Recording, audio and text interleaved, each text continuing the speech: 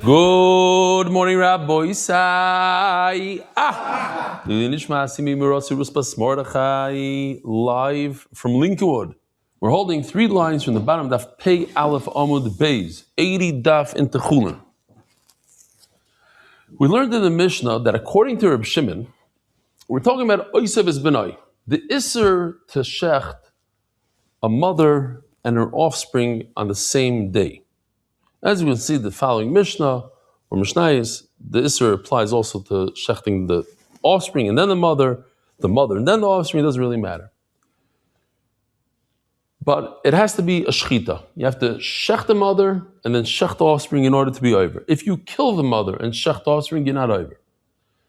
Reb Shimon comes along and says that in order to be over, it has to be a shechita that creates a heter to eat the meat.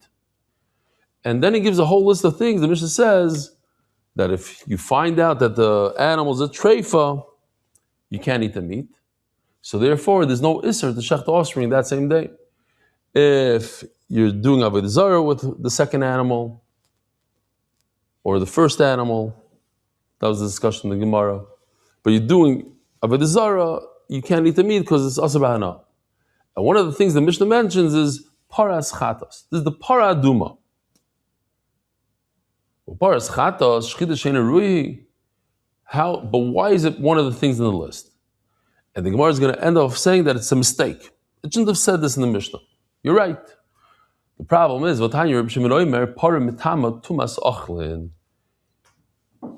there's tuma that the food receives, the paraduma receives, and can give off. So in other words, if a sheretz touches the paraduma, it becomes, the sheretz is the avatuma.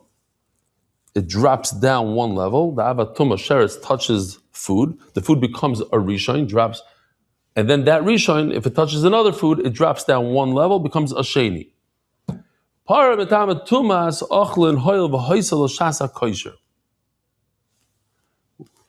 Why? Because, as the Gemara is going to explain, it's not usher right away to eat.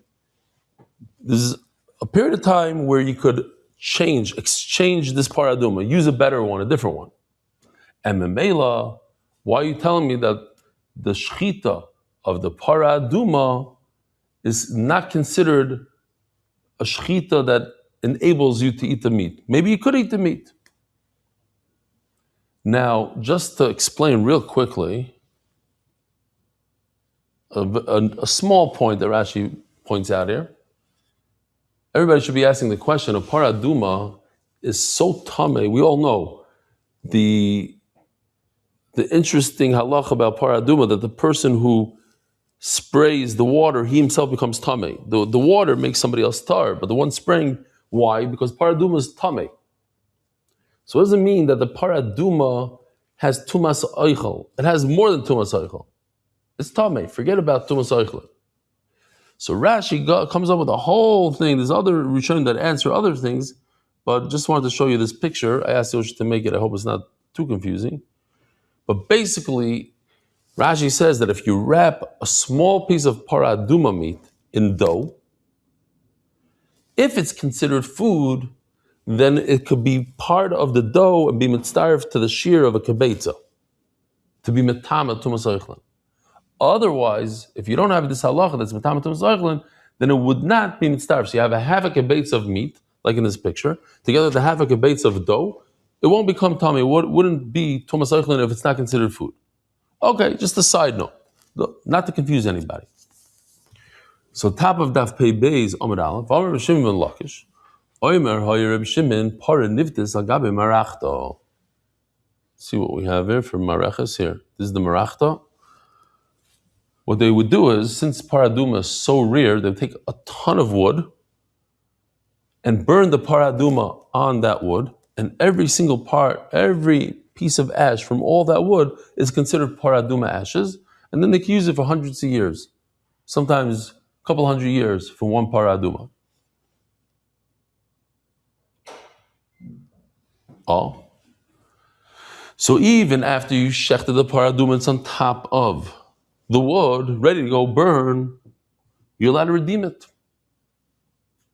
And Rashi sticks in a yisoid here. I don't have Kobe because it's the middle of the night here. But Rashi, I'll just read Rashi. It's a very important Rashi. There's a few yisoids here in Rashi. And we're not going to read other Rashis. Don't worry about it. Just one Rashi. Even if you shechted it properly and she's on the wood, ready to burn, you don't have to redeem it, but since you could redeem it, it's as if you did redeem it, and therefore it has the effect on it as if it's edible, since you could redeem it. You can't eat a regular paraduma, but this paraduma, since you could redeem it, then you would be able to eat it. Even though you never redeemed it, it's as if you did redeem it. This is what he's asking. We know that a paraduma has inherent tuma. It doesn't have to accept tuma soichlet.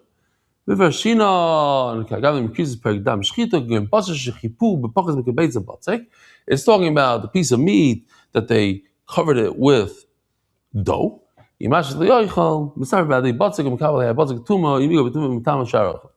fine. If it has the tumah vaychal, then it will be mitzvah. That's what I showed you the picture before.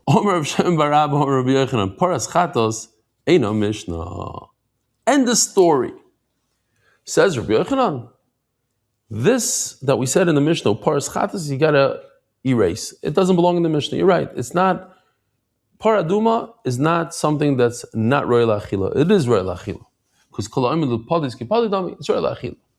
Yeah. What happened? They started making the covers like in Europe that they don't come off. It does come off. Okay. This was soivel. This noyer de kitzar. It doesn't come off in Europe. You have to. Something's wrong with them. Vegla rufa. So now we go to the next thing in the Mishnah. If you have what's the egla rufa? You find a dead person, and you're not sure what city the murderer came from, so you have to measure the closest city, and you bring a calf, chop, cut its head off, in nachaleisan, the whole thing. So the egla rufa, if you shecht the egla rufa, before you chop its head off, you shecht it, you don't, and then you want to shecht its son, you're not over an oisav his benoi. And the Gemara is going to do the same exact thing to prove that you could eat it, and if you could eat it, according to Reb Shimon, you are over an oisav his benoi. So then the Gemara is going to say the same exact thing. That what? What did we say before on paraduma? Anybody remember? Mishnah. Huh? Ain't a Mishnah. Ain't a Mishnah. So we're going to do the same thing. Ain't a Mishnah. It's not part of the Mishnah. Vegla rufa. Lav shchita ruyi. What? If you shecht it, it's not appropriate shchita. You can't eat it. But nah, nimtza ahireg actually tarif egla. Listen to this. What if you cut the egla rufa's head off? And then you find out that this guy wasn't murdered. Are you allowed to eat the egla rufa? Is it also ba'ana? Also forget it, you can't eat it because there's no shechita. Is it also ba'ana? You say you can't. I chopped it off. But it was a mistake. The whole thing was a mistake. You're right. Even though it was a mistake, it's still also ba'ana. Okay. So now, but now, nimsa hayrig achalei ta'arif ha'egla. What if we found the murder? They bring this calf down. They're in the process. I'm going to show you a video. They almost kill it, but we found the murderer. No problem. Let it go because they didn't kill it yet. So what do you see? That why are you telling me that this shechita doesn't allow for it to be eaten? Maybe what if they brought the guy there and they said, "Hey, we found the murderer." So yeah, we have to pay attention here. Rish Lakish didn't say it himself; he says it in the name of Rabbi Yanai. Says there's a certain time where you can't do this anymore. You can't take it back. But I forgot what it is. And me and my friends, we sat together and tried to figure it out. And we figured out once it goes down to the river, to the bed, the rock bed, There's two pshatim what Nachal Eisan is. Nachal Eisan is this machlokes. It doesn't mean you bring it down to a dry river like hard rocks, or it has water in it or whatever. So you doesn't Nachal Eisan Isarta. Just going down, you don't have to kill it. Just bring it down there. That makes it awesome. The Misa, and if it's true, the Shani can kodim yirida kan lachir. Why can't you answer the contradiction? Say, look, there's a difference between whether you brought it down completely or you didn't. Before you brought it into the river, then you could take it back. But once you bring it down, you can't take it back. We didn't hear it from Rabbi Yanai. Rabbi Yanai, you're right. Rabbi Yanai himself says that he sat with his friends and he figured out that when you bring it down to the river, that's when it becomes asur. No. It's not Rish Lakish saying in the name of Rabbi Yanai, because then we have a problem. Rabbi Yanai himself says, bring it down. It's not Rabbi Yanai. It's Rish Lakish himself says it, without Rabbi Yanai. That what? Egla Arufa in a Mishnah. Rish Lakish holds. Egla Arufa is not part of our Mishnah. Ask the Gemara, Omer Rav Ashi, Kavinu Be'er Pabba Kashilon, we ask the question, Yomer Rav Shimon Lakish Achi, did Rish Lakish say this? Va'id Martzi, Pari Mitzarya. So there's two birds when the process of Mitzarya is a very long process. It's a whole, take the blood, put it on his thumb and on his big toe and the oil on the big toe with thumb, the rest of the blood on his head. But here's the two birds. We take two birds. They look like, what are they called? Drawer. How do you say drawer in English? Tzipurei drawer. They have them here. They have them everywhere. Those little brown birds. Sparrows. You take two sparrows, I believe, and one of them you shecht, pour the blood into the special water that you got from the Mayan. The second bird, you tie up to the Ezaiv, you dip it into the blood, and you sprinkle the guy with this bird, and then you let the bird fly away in the field. That's the second bird. Here it is. One sparrow, you take the blood. The other sparrow, you sprinkle, and then you let him go. This is all part of the mitzarya. Shave him, tnufa, put some oil in his ear. Zashemen. Wow. Okay, and leftover oil, you smear all over his head. Yishmak. So, we have something very similar to the Egla Arufa with these birds. The Va'id Ma'atzipari Mitzayra Me'masai Nesarim, when do they become asur? When you shecht it.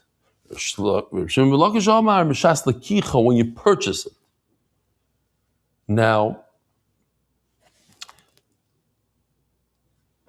Vamrina, my time is Reb Shimon Lakish. Why does Reb Shimon Lakish say when you purchase the birds they become asur? Gomar kicha mizdei Ephraim.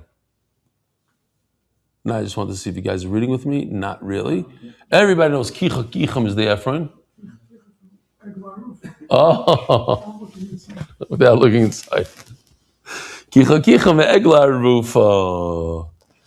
So that what you learn from Egla Arufa that it becomes also when they're alive still, when the Egla Arufa is alive, not after the Shechita, alive. Just like the Egla Arufa is also when it's alive, so too. But let me ask you something: Egla Arufa is not also when you buy it. The most mekel shita is when you bring it down to Nachal Eisan. It's either when you bring it down to the riverbed or when you chop its head off. Nobody says that when you purchase it. So how come over here Reb Lakish says when you purchase it? So Rashi answers because there's no other step. That's the only step: purchase and shchita. There's nothing in between. By Egla Arufa, there's an in-between step. There's purchase, bringing it down to the river. Okay, but the point is similar. That what they become asur when it's alive. Egla Arufa in a Mishnah, not Rish Lakish, not Rabbi Yanai, not it's. Rabbi Yochanan who says, Egla Arufa Eina Mishnah, take it out of the Mishnah. Interesting Gemara. Two things in the Mishnah, gone. Very rare, but that's what it is. All right, Zok the Mishnah, new sugya. You guys, if you weren't with it, brand new Masechta here. Shnaim Shalokhu Paro Bna. Two separate people, Reuven and Shimon, bought a mother and a son. One bought the mother, one bought the son. Who could do shchita? They both want to eat. It's the end of the 9 days. It's Matzah Tisha B'Av. They both want meat. The Mishnah says that whoever bought first. So the guy sold. There was a guy that had the mother and the son, and he sold to Reuben. He sold the mother, and to Shimon he sold the son. The one who bought first gets the shecht first. Why? Because he bought all the rights from the owner. He locks up the other way. The owner doesn't have a right to shecht the son anymore. When the owner sells the first one, the owner can't shecht the son because he just sold his rights to the other guy, the shecht. So when the second guy comes along, he's actually buying whatever the owner, the seller, whatever rights he has, and he doesn't have the right to shecht. So the second guy can't be better than the owner, than the seller. Nachama. If you have 2 animals and you sell one, that means you're giving up your right to shecht that son today because you sold it to somebody else.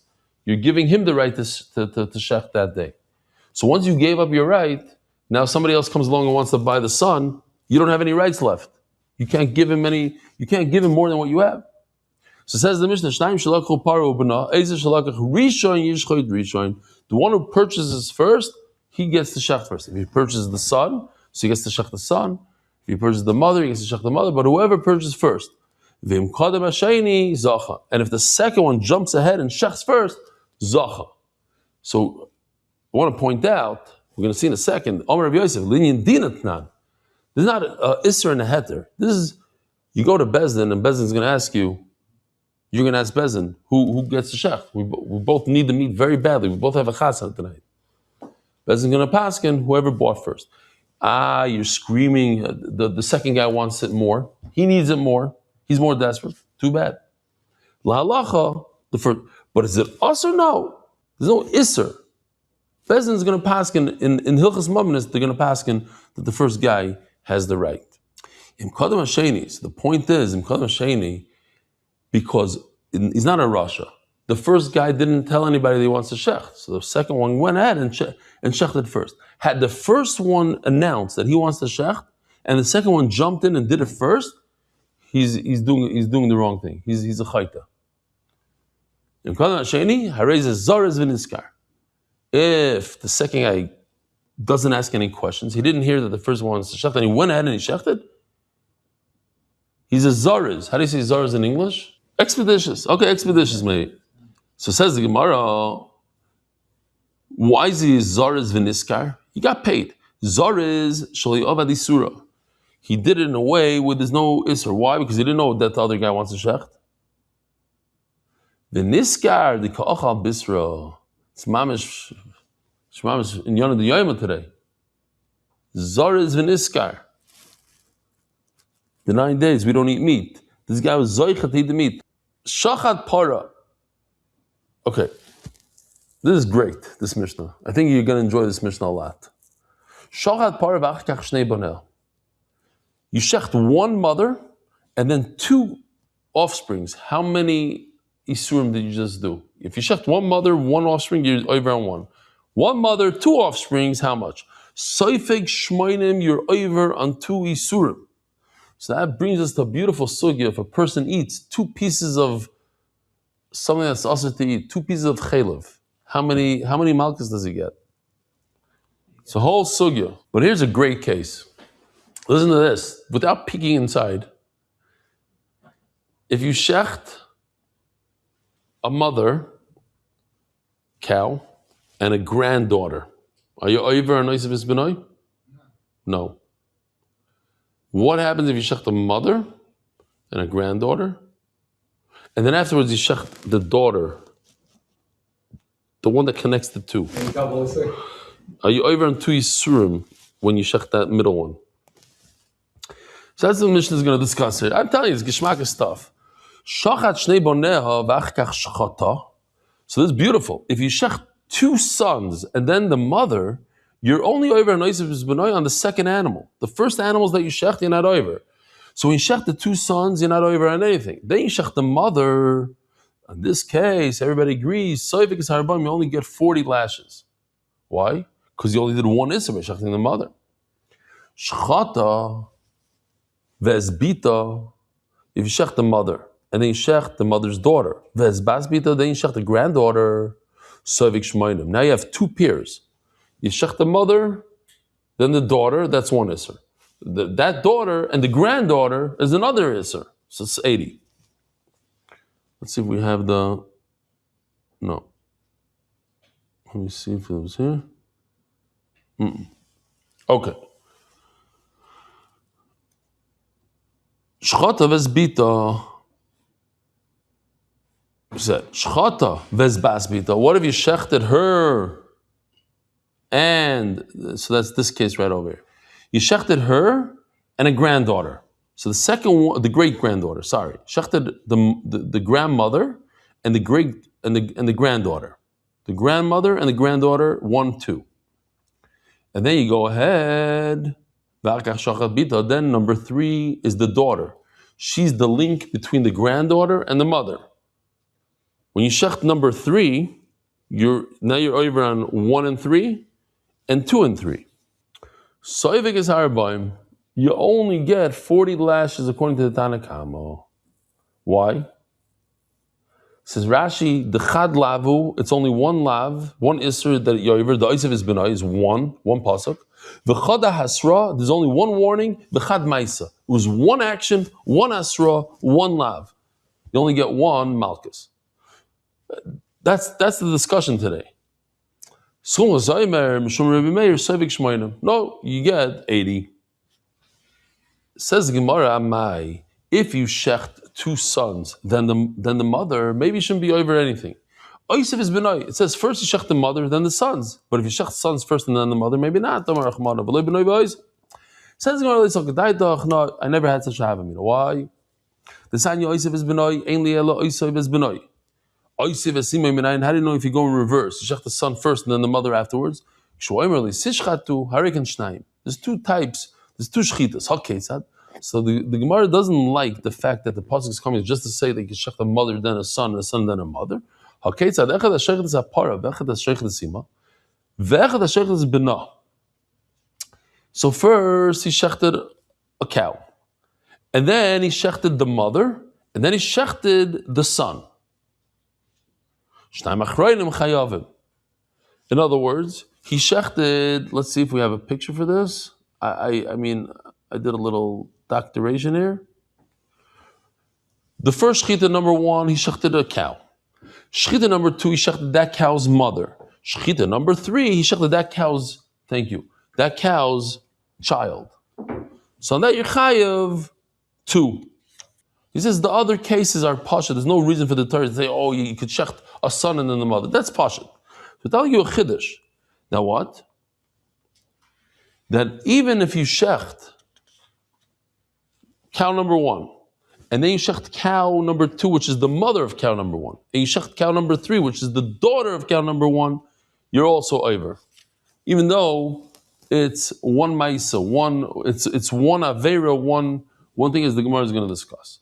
Says the Gemara, but this possibly I need to tell you the halacha of you can't shech the mother and its son. It's not to tell us extra halachas. You're right. Why does it say tishchatu, plural? By tishchatu, teaches us this other halacha that you over on by shechting number 1 and its mother and its son.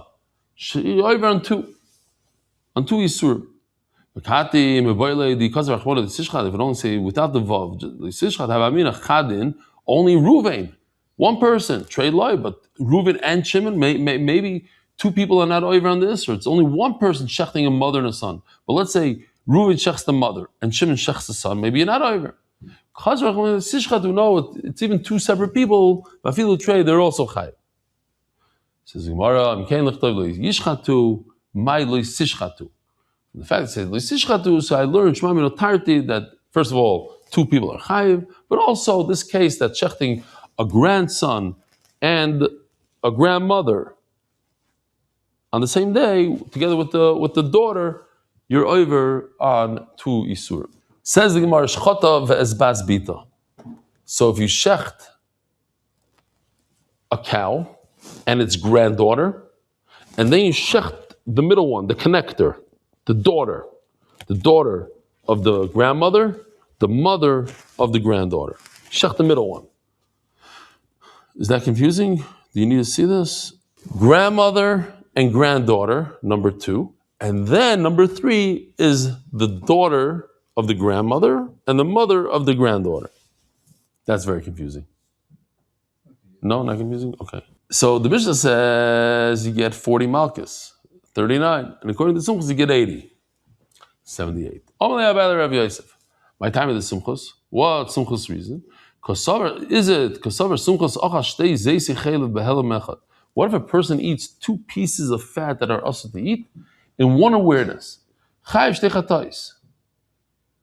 So maybe Simchus holds, you hear this? This is unbelievable. That if you eat 2 things that are also to eat, in one awareness, you chayiv 2 malchus. I'm going to show you a video, you're going to get it. And the truth is, you should say this halacha in general, and we're going to explain what in general means. In other words, even when it's not gufim mechulakim, even by food. We're telling you a big chiddush that Rabbanan are makel over here. That what? The afagav the gufim mechulakim. Our case of Oisef B'nai is very unique. It's 2 isurim with 2 different bodies, animal bodies, living beings. You have a grandmother and a granddaughter. They're 2 different things. Chaylev is dead. It's not 2 different bodies. Even though it's 2 pieces and 2 different forks, it's not considered 2 different pieces because then it's not alive. So it's more of a chiddush to say that you're only chayiv 1 malchus on 2 separate animals. And that's why I said it over here, to tell you Rabbanan's chiddush. Or Dilma, or perhaps because of a Sumchus. Maybe Sumchus tells something else. In fact, if you eat 2 pieces of chaylev in one awareness, you really would only be chayiv 1. But by us, but over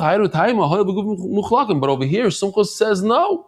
Since there are 2 separate bodies, that's why I think that you should be chayiv 2. Amar Lei, so Rav Yosef tells Abai in the bigger chiddush. I think it's mind-boggling to say that if you go to a restaurant, you eat McDonald's and it's a double burger, whatever they call it, you chayiv 5 times. Why? Because it has so many kizaysim. For every kizayis that you eat, you chayiv. Because the Gemara is going to say, hasra, not hasra. Says the Gemara, so now we're going to have some very cool cases. Love these cases. Mimai, milisnan, hazureh, kilayim. So you hear the lashon? Kilayim. What's kilayim? Kilayim is when you take the rice is when you take a grape seed together with a piece of with a piece of wheat and you put it in the ground. That's kilayim. So what's kilayim? What's double? Loika. My loika. What do you mean you get malchus? Pshita. I have to tell you that if you plant kilayim, you get malchus. V'oid, and also my kilayim. It seems like you did 2 things. El pshita shnei malchus. We're talking about a case where he gets double malchus. B'may skin, and what's the case? If he was warned twice and he did 2 separate actions, tanina, that we already learned. If he drinks wine all day long, he's only chayiv 1. But if they told him, they warned him, and he drank, and then again they warned him a second time, al tishtavu shoysa, chayiv al kol achas v'achas. Nachamal. If this hasra in between every drink, then you take a chayiv for each one and one. If it's 1 hasra in the beginning of the day, so you chayiv, even if you drink the whole day, you only chayiv 1. So says the Gemara, elopshita bevas achas ubasra achas. So this is a little tricky. He planted kilayim at once. How do you plant kilayim at once? Says Rashi, with your right hand and with your left hand. He planted like a grape seed with wheat with his right hand. And at the same exact time, he planted a grape seed with barley with his left. But there was only one warning, and that's what he's saying. That's what the chiddush over here is, that he's chayiv 2 malchus. Mani. And who does this go according to? Eli Rabbanon, our Rabbanon from our Mishnah that say that by Oisef is benoi, even though it's two separate animals, it's two different gufim muchalakim, you're not chayiv, only ones. The pligali, the sumchus hashul ma'asam. In our Mishnah, it's completely separate entities. Patria Rabbanan, they say it's pater. Hachalei kolshkin. Certainly, when it comes to seeds that are not gufim muchalakim, they're only seeds, and we said by inanimate objects, it's not considered gufim muchalakim. So of course, you shouldn't get double malchus. Elalav sumchasi. It must be sumchas. Here you have sumchas saying, we have a source of sumchas saying that when it comes to like two pieces of chayla, v'chayev for each and every one. Loi lem Rabbanon. No, it's going according to Rabbanon. But we're not, it's not what you think. We're telling us a chiddush here. The ikatrei gavne kilayim. There's two types of kilayim. Lapukim the Rabbi Yosha, the famous Rabbi Yosha. Rabbi Yosha throughout Shas says, the Rabbi Yosha, here, in order to be over in kilayim, says Rabbi Yosha, you have to have all three being planted in one shot. That's what he says. You have to have a grape seed, a barley, and wheat. Three, in order to be over. That's what he said. So they come, no, it's not true. It's either a grape seed with barley or grape seed with wheat. We actually pass in all types of vegetables. Oh, out came grapes. This is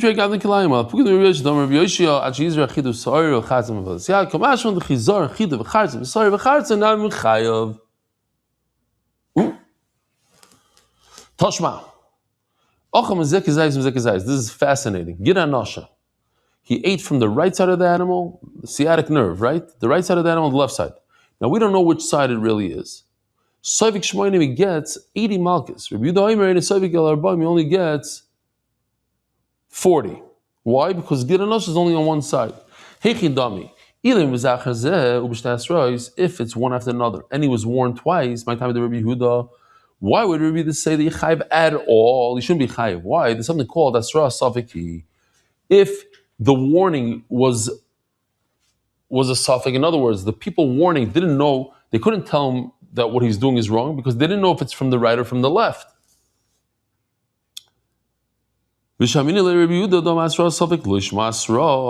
considered a good asra. The sanya.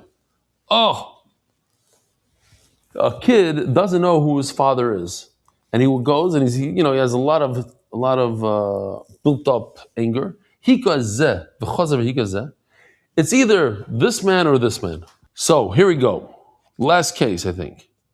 He doesn't know his father is. He hits this one and then he hits the second one. He cursed one, he cursed Reuven, then he cursed Shimon. Or he hit Reuven and Shimon in one shot. Or he cursed